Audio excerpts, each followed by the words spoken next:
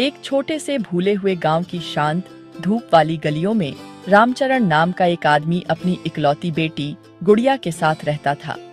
उसकी दुनिया पूरी तरह से उसकी चमकदार जिज्ञासु आंखों और उसकी संक्रामक हंसी के इर्द गिर्द घूमती थी।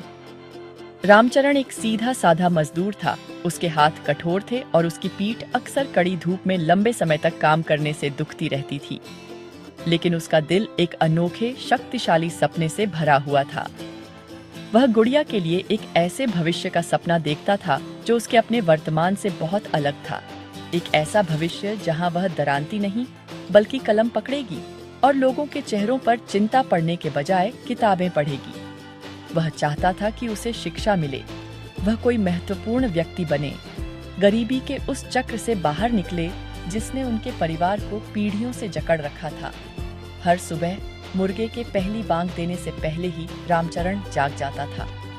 वह गुड़िया के लिए एक छोटा सा खाना बनाता, उसका घिसा पिटा बस्ता उसकी एक नोटबुक और एक नुकीली पेंसिल से भरता और उसे गांव के छोटे एक कमरे वाले स्कूल तक छोड़ आता। वह अक्सर उसे उन महान लोगों की कहानियां सुनाता जिन्होंने अपने ज्ञान से दुनिया बदल दी। शिक्षा ही असली धन है मेरी बच्ची, वह कहता। उसकी आवाज कोमल लेकिन दृढ़ थी।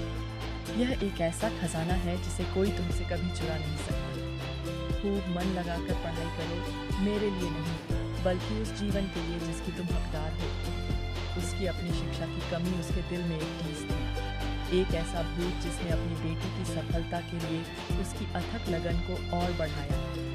गांव वाले कभी कभी आपस में फुसफुसाते थे, यह सवाल करते हुए कि रामचरण अपनी थोड़ी सी कमाई गुड़िया की स्कूल फीस पर क्यों खर्च कर रहा था, बजाय इसके कि वह उसकी शादी के लिए बचत करे। वे उसके त्याग को एक मूर्खतापूर्ण प्रयास मानते थे, एक अपरिवर्तनीय नियति के खिलाफ एक बेकार संघर्ष।